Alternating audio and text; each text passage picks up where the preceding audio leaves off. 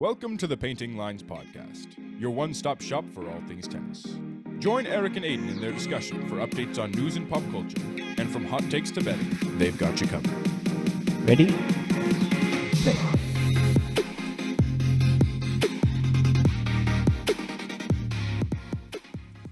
Hey guys, welcome back to Painting Lines. We have an exciting episode this week. Last week we talked about Indian Wells and recapped it. This week we're going to be talking about the serve and volley tactic and whether or not a player using serve and volley can in fact win a Grand Slam. So with that being said, Aidan, why don't you tell us a little bit about what the serve and volley tactic is and how it's performed in today's game? So the serve and volley, it's pretty self-explanatory in the title. I mean, it's kind of a 1-2 punch where a person with a strong serve puts the player immediately on the defensive and then puts the point away with a volley. It's a strategy that was really dominant for a while. People like John McEnroe were really successful at it. But in today's game, it's kind of fallen by the wayside. And I think a big part of that is the fact that the people that still use that strategy kind of use it to an extreme. A lot of the players that employ a serve and volley in today's game are really basing their entire aspect of the serve and volley on having a massive serve and that pretty much putting the opponent away before the point even starts. So is it fair to say that those are mostly bigger guys? Yeah, I mean, you see a lot of these people like Ivo Karlovic, John Isner, Riley Opelka. All these guys are serve and volleyers, and they're all 6'10 plus. Yeah. But back then you didn't need to be 6'10 plus, right? It was the average, it was the common style, correct? It was definitely a very common style, and I think a big part of that is that the players that were using it were focused on setting up with a good serve, but the big aspect was bringing in a good volley and having a strong net game, and that allowed you to put points away quickly. Versus today, people are almost trying to put the point away in one shot rather than two. Right. And because of that, I mean, in today's game, people have been struggling to break through in majors. And even when players can get into like the top 10, like someone like John Isner, they struggle to really push it to that next level and win a Grand Slam. Going out on a limb here, I personally don't think that a serve and volleyer can win a slam today, just because you have to be a more well-rounded player. We have guys out here that can chill on the baseline. Look at Rublev. He rarely comes up to the net, and he's ranked inside the top 10. He's 8 or 9. And you have someone like Cressy, Isner, Opelka. I don't know if they've broken as high as Rublev has, and they've had much longer careers. But I guess the point I'm trying to make is you have to be a well-rounded player. You can't just have a big serve. It's just one of those things where there's a massive ceiling on just being good at serving, because if you play a person with an excellent return game, like you go up against Djokovic and all you have is this massive serve, he's going to have a few games where he's on and he gets the break, and these players just can't break him because they don't have strong enough baseline games. Obviously, they're excellent players, but they just don't have a strong enough baseline game to beat these really top guys. No, I agree. I think that's what we kind of mentioned earlier, that a lot of these guys are, super tall, have huge serves, get into the 130s, 140s, but with that being said, they're easily able to be passed. So if your serve isn't right on the line or like blowing past these guys, and they can really tee up on one of your returns, like, these guys aren't the most agile. They're not getting everything back. It's a high risk, high reward type play. And to be honest, I hate watching serve and volleyers. I like it thrown in. You know how Federer, he would occasionally deploy it as part of his strategy. But watching someone like Isner play a match, it's just boring, because when he's on serve, the points last maybe one or two exchanges. When he's not on serve, he's not really running around or anything, he's getting a decent return, and then the guys are just kind of blowing it past him, and he's not making much of an effort along the baseline. Yeah, and I think in a situation like that, what you find is that to him, maybe it isn't even worth it to put as much effort into a longer point, because he knows I don't want to waste my effort on something where I have a less chance to win when I can just conserve that and use it on my serve. So these players, they win ATP tournaments like 250s, 500s, but never a slam. Is that because they can't sustain 5 sets, or is it because you think there are maybe less quality players in each of these ATP tournaments and not everyone's at the same tournament, like a Grand Slam, for example? I think you mentioned both of the big aspects of why they can win a smaller tournament. You can kind of get lucky in your competition in an ATP 250 or 500. You're not necessarily going to play against the top 10 people in the world. But I think also it is the second thing that you mentioned, which is later on into a 5-set match, you're going to lose some zip on your serve. You're going to lose some zip on all of your shots. But if your entire thing is you have to be able to blow a 140 mile per hour serve past your opponent, and all of a sudden you're not hitting it with the same pop. No, I definitely can resonate with that. I know at least when I play, the later on in the match it gets, my serves get lazy. I'm tired. I'm not putting every ounce of effort as I was in the beginning of the match into my serve. And honestly, it is kind of a strategy where if you are tired and you can't really last long in the points, maybe it's a hot day, your opponent is just really, systematic where he's going to force you to make the air and you just can't really last in these long rallies. Serve and volley is kind of the way to go, right? It's an easy, like, you know, couple exchanges here and there, and you may get lucky with a nice volley or you may get passed, but then you just walk right back to the baseline, get set, do it all over again. So, yeah, I mean, you said it earlier, these guys aren't going to be able to last into the fifth set with these, 140-mile-an-hour serves. Especially because of how big they are. I mean, we talked about their frames being like 6'11", 7 feet even maybe. And you're talking about these guys that have to carry so much more mass around a court.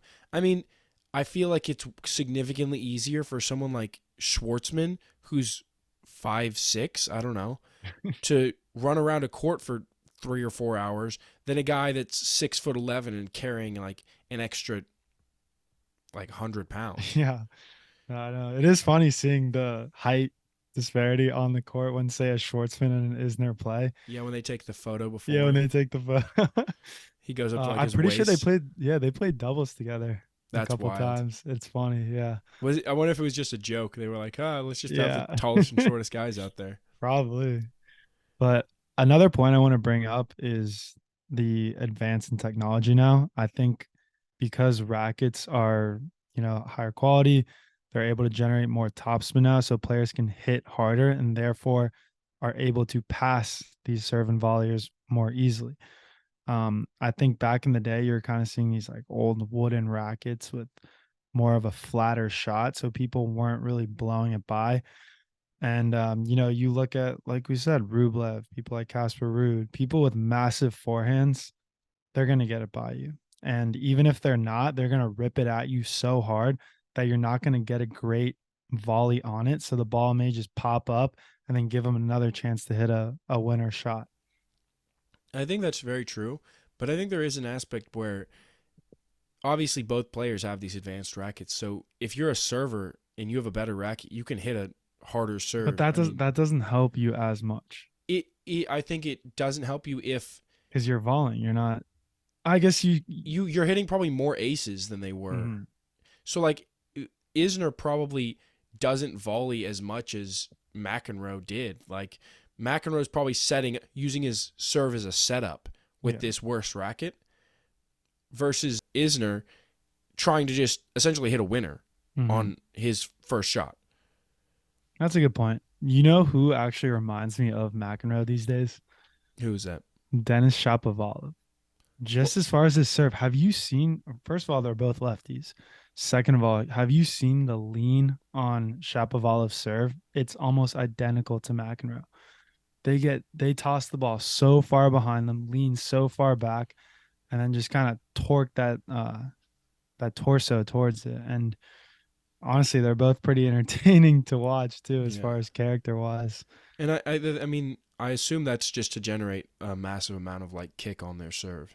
Mm-hmm. Right. Tommy Paul kind of does it too. He's got a big lean. I personally, I don't like the lean. I start to get a little wild. Um, I'm more of I will toss the ball straight up or even a little more to my right side. So I'm a righty. Instead of getting the lean, I like hitting, like grazing the ball, getting a little more of the like outside aspect to it, kind of like a Sort of JJ Wolf like a serve, spin serve. a spin serve. Yeah, yeah, yeah. So, well, I think to be a, quality player, you have to be able to switch up your serves. You Yeah. have to have multiple serves in your arsenal, right? You can't just rip it down every time, even if you have a massive serve. Players are going to catch on to that. Now, I don't know if these serve and volleyers just think they can get by on speed, by blowing it past someone, or if they really have a few other serves in their arsenal that they can deploy. I mean, I think they definitely do, but it's it's hard to argue against them just using their first serve, their power serve, I guess is what you would call it. Yeah, power serve. If he's hitting the ball 140 miles an hour, no one's getting that on a consistent basis. If So even if if someone gets a little it, lucky, I think it's hard to argue and say, "Hey, you got to switch up your serve." dude, see, I think that if you're, I think if a player sees 140-mile-an-hour serve, like serve after serve, they will catch on to it. Well, I mean maybe that's why you see players like Kyrgios, Mm-hmm. who has a big serve when he wants to hit it, then switch it up with like an underhand serve Yeah, yeah, yeah. because it's an effective strat. You see, I think the most underhanded serve aces from Kyrgios, just Mm-hmm. because I mean, obviously it's not that common of a strategy, but he uses it very effectively because it people have to respect his first serve's strength, and if they don't respect it, then he just hits it right by him, and if they stand too far back, he can just underhand it and they can't get to it. It does have a very negative stigma to it, though. Like, I wouldn't really consider an underhand serve I mean, an honorable point. Like, I think it's a BS point if you win it. why is it any more than we were just talking last week about the drop shot? Why is it any more BS than a drop shot? At least a drop shot is, in the middle of the rally, whereas the serve, I feel like it's kind of one of those bush. Look, I'm not saying that I agree with it, but I can see why people don't like it, and I think it just has like a bush league aspect to it. For example, it's kind of like a trick play. So like when you see, I don't know, a Statue of Liberty in football or in baseball, when the whole team huddles up around the pitcher to talk, and then the second baseman ends up having the ball, but the pitcher fakes like he has it, and then when the guy on second takes his lead, they tag him out. It's all right. They got him out, but like, come on, really? The thing though, like you have to be ready for it, right? I mean, there's nothing obviously like you said it's within the rules, but it's not like they're going before the person's ready. They're Yeah, they're setting up. I mean, if a player goes and the returner's back is turned, like that's a BS strategy. That's not yeah, fair. yeah. But the returner is ready for a serve Mm-hmm. and you hit a legal serve. Why is it an issue that they didn't hit it hard? Right. No, I mean, I see it. How about when Kyrgios kept doing it to Tsitsipas, and Tsitsipas ran up and just crushed it, like tried to hit him. Well, I He think he did not want to win the point. He wanted to hit Kyrgios. yeah, well, I mean that's just cuz It's frustrating, Tsitsipas has man. no It's mental frustrating. strength. I mean, that Oh. match, that was such an interesting match because Mhm. you saw Kyrgios mentally dominate his opponent, which is something that you very rarely see. But I guess with Kyrgios, it's almost like an easy target. Man, I want to see how that pans out. Like, I really hope they meet again soon. I think the thing is too is it seems as though Kyrgios, or not Kyrgios, Tsitsipas actually sort of picks fights with a lot of people on the tour. Yeah, I don't think he's very well liked on tour. I I gotta say. and I was watching a press conference with Kyrgios after that match, and he was Mhm. like, "People like me in the locker room. All I'm gonna say is people do not like him in the locker room." And I'm He like, said that. "Yeah, he said that," and Oh I'm my like, god. I mean, I can understand it because even if even if you get upset with Kyrgios and how angry he gets on the court, he seems like a chill guy to hang out with. Yeah, he's a personal guy, you know? Yeah, Tsitsipas, I feel like would be Yeah. very closed off and also very aggressive. Yes, exactly. All right. So going back to the point that we made earlier, how these serve and volleyers are not the best athletes. To win a Grand Slam, you need to be able to break your opponent, right? These guys just they can't. You know, every single match you watch with them ends up in a tiebreaker. And if if they lose serve once in that tiebreaker, then you can pretty much count on a loss.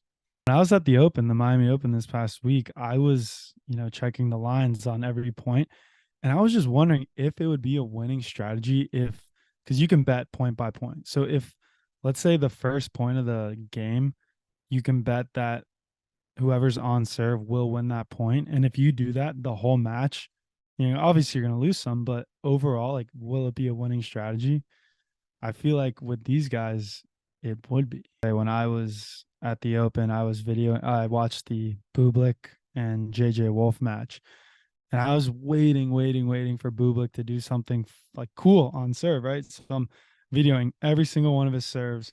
Finally, I get sick and tired of it. I'm like, all right, I'm just going to enjoy the match. I'm going to watch it. And he rips an underhand serve. Oh, I'm sure it was immediate too. Like you're like, I'm gonna put my phone away. It was the one right after. That feels so bad. Yeah, and I didn't even get to see it live because I was putting my phone in my pocket and had to shuffle around. And then I look up, and I look up because I hear the crowd like, oh, yeah, and then I see the ball just like doot doot doot, and you see like the I look up on the probably. screen. Yeah, that feels so man. bad. I know. He's a fun guy to watch though, Bublik. He's very into the crowd. He's not he's a tall guy. He's 6'5", 6'6", but he still can move, like he's not there's a big difference between someone who's 6'10", like a John Isner and Opelka, and then someone who's 6'5", 6'6", like Medvedev and Bublik. It's almost night and day. But yeah. So let's see. I mean, continuing on the idea of if these big guys can win a slam, have you ever watched the highlights of the John Isner versus Nicholas Mahut match at Wimbledon? That went a couple of days, didn't it? Yeah, it went like 12 hours long, and it really kind of proves the point of these guys cannot break serves. Mm-hmm. Were they both serving volleyers? No, Mahut wasn't. Mahut was just like, I don't know how to describe him. He was just a balanced player. Not super special, but a balanced player. Yeah. And he didn't have that crazy good of a serve, but Isner couldn't break it. And obviously Isner has a strong enough serve that Mahut couldn't break it. And so the match went, the last set was like 70-68. Oh my God. They changed the rules since then, right? I believe. They have now, yeah. Which I honestly think their changing of the rules is the reason that Federer didn't win Wimbledon 2019. Oh. Because in that match, I don't think he got... I think the first time he got broken was when he had match point in the fifth set. Mm-hmm. That was like the only time that Djokovic broke him. And then Djokovic won, I think, 2 sets in tie breaks and the last set in a tie break. Yeah. So I think if that match had just continued in games, I think Federer would have eventually won it. But that's just my opinion. Yeah, no, I mean, everyone's entitled to their opinion. So why are these young players, these players in the modern era, even trying serve and volley right now if you can't win a slam? Yeah, I mean, I don't know. I mean, playing just to play, they're pretty content playing professional tennis, making pretty good money, win the occasional tournament. And the reason these guys are doing it still is because of kind of what we talked about earlier with it patches up parts of your game. A serve and volleyer who has a massive serve and can put away points quickly can cover up the issues with the rest of their game, and it can allow them to play at a higher level. Mm-hmm. So these guys can come up and make it to the professional level with this serve and volley game, even though there is a ceiling on it. Yeah. but the ceiling isn't. The ceiling is there, but it's so high that it's hard to say, oh, you can't be dependent on the serve and volley win. It's going to win you the majority of these matches. Right. It's just not going to let you maybe win a slam. Mm. No, and I agree. I think, you know, if you are good enough to make it to professional by serve and volleying, like, hey, are you gonna change your strategy? No, that's your game, and it may not get you, let's say, to a grand slam, but at the end of the day, I don't think every single player has grand slam on their mind. Should they? Maybe, but do they? Probably not. Yeah, I think look at someone like Kyrgios. Yeah. He said, I mean, if he wins a slam, he's going to retire, but I also think he doesn't focus fully on that. Mm-hmm. He's out there to enjoy his life and play tennis. No, I know, and that's why we've only seen, you know, a handful of players win a slam in the last 20 years. Because in order to do that, you have to want it. Like, it is not, you can't half-ass it. It's not like a, you know, I'm at my job, right? And I don't necessarily love my job. I'm just going to kind of coast through, do my thing, like, but I'm good enough to be here. That's not going to cut it. That may, you know, you'll make a very good living playing that way, but you won't be the best of the best. To win a slam, you have to be the best of the best. These players are good. They're not great. Exactly. All right. So would serve and volleyers of the past be successful in today's game? Like, is it apples to apples? I think it's a good question. I think that, I mean, it's obviously difficult to compare a past player to today, but I think that players that were more dependent on the volley aspect of it may be able to, not someone that was just dependent on a big serve. Because I think that if someone can, McEnroe was spectacular at the net. I think if you're able to use that aspect, I think it would almost be that a serve and volleyer would adapt to today's game. Mm. So people that were spectacular volleyers would still use that massively to their advantage, but it wouldn't necessarily be based on I'm going to serve and put it away immediately. Yeah. They would just, I think, come to the net a lot more. Yeah. So the one person that comes to mind for me that I would love to see play right now is Pete Sampras. Yeah. I think he would give Djokovic, Nadal, Federer, or he actually played Federer, but at least Djokovic a run for his money, you know? I think he can beat the younger guys too. Prime Sampras would beat half the guys in the top 10, in my opinion. Why? What's your Why? reasoning behind that? Because of that, the big serve. And so he was kind of a later stage serve and volleyer. Like, he wasn't as early as McEnroe, where, you know, I think that was, you can look at the difference in swings, you know, not to discount McEnroe at all, but if you watch him hit a tennis ball, it's not the most elegant or graceful thing ever. Whereas Pete Sampras kind of came on in the later half of the serve and volley era and still had a very nice stroke, a gorgeous one-handed backhand, a powerful forehand. And like you said, in order to be good in today's game, you have to have a little bit of both, right? The serve and volley has to be part of your game. It can't be your whole game. And while Sampras's serve and volley was a big majority of his game, it wasn't the only thing he can do. He could still hit deep ground strokes. That's true. 100%. Do you think that of the 4 slams, if someone was going to win it, do you think it would have to be at Wimbledon on grass? Ooh. Because I feel like it probably would, but Mm-hmm. there's also a level to, I know that they actually changed. Do you know they actually changed Wimbledon's, like, the speed of the grass? What did they do? When did they change that? They kind of how you were talking about earlier with the making it more exciting and like it's not fun to watch a serve and volleyer. That actually was an issue at Wimbledon. They were having so many things where the points were just super fast, and so people didn't want to watch it. It wasn't exciting.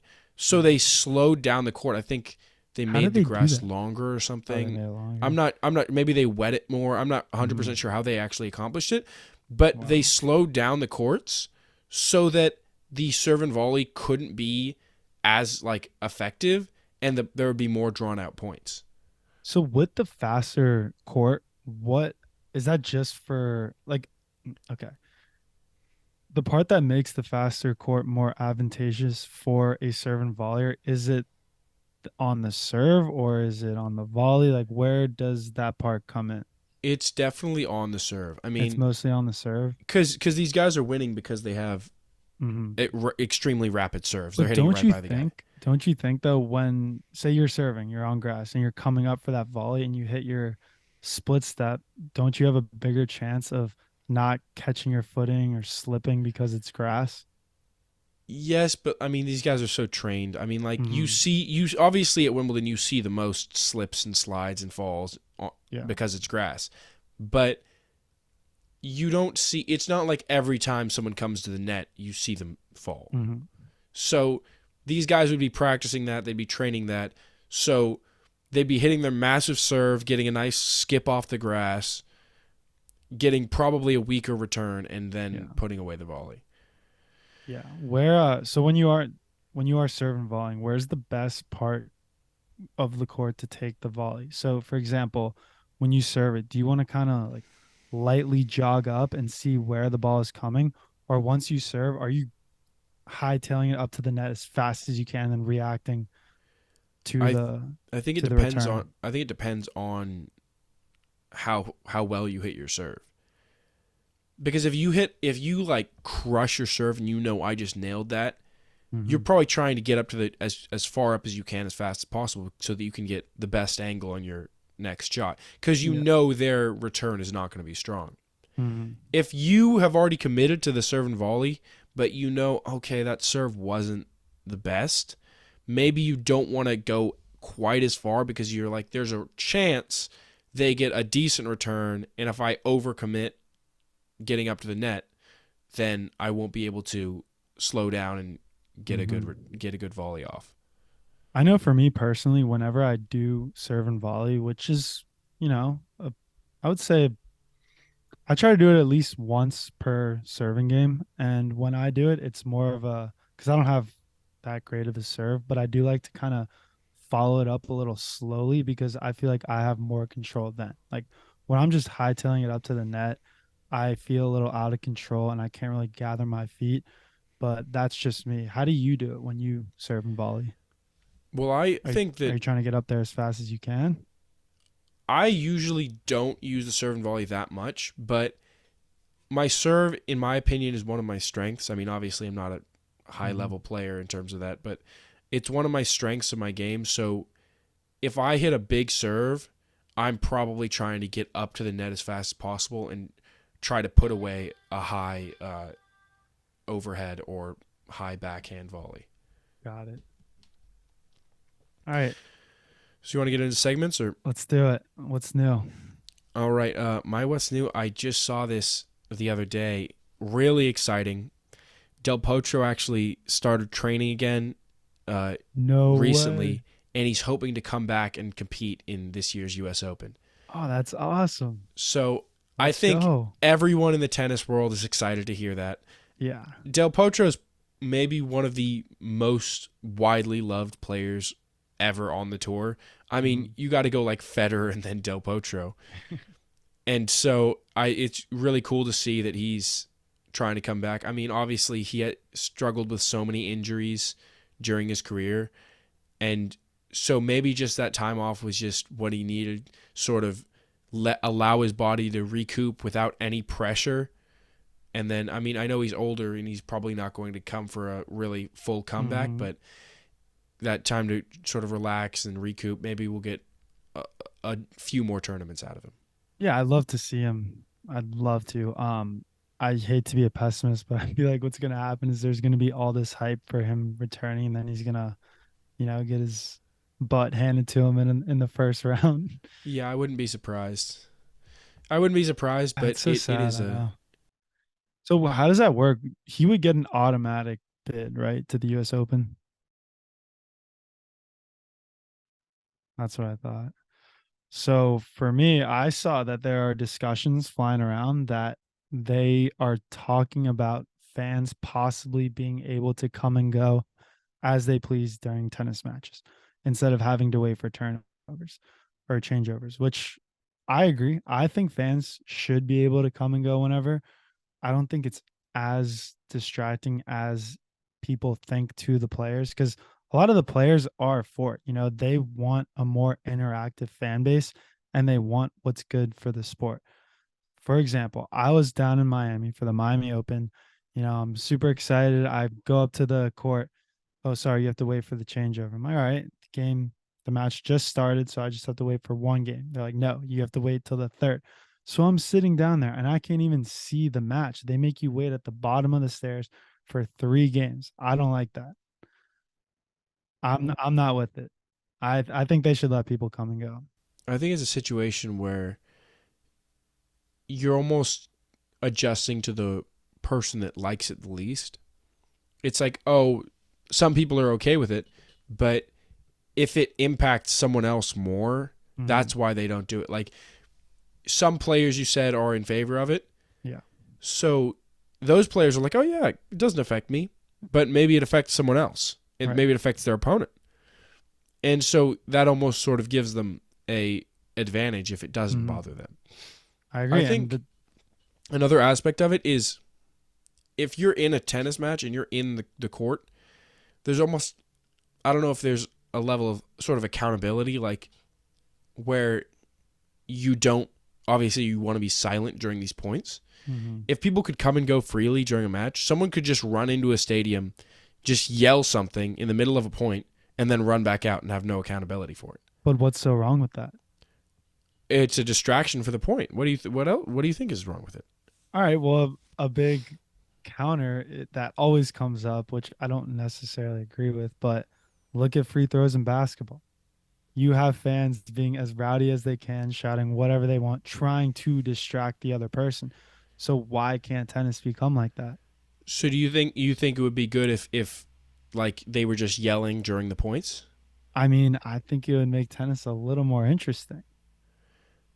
I I agree. I'm kind of a traditionalist, but I think this could be something where they're trying out something new for the sport, I think that changing it. Tennis has to become more popular. I think what you're describing sort of it makes it so that the audience and the crowd is a much bigger part of the game, and that could be seen either as a good thing or a bad thing.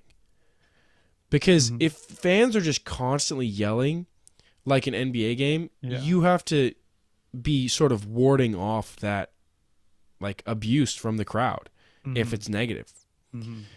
And in an NBA game, obviously that exists, in an NFL game that exists, but the difference is that you're not alone on the court in those games.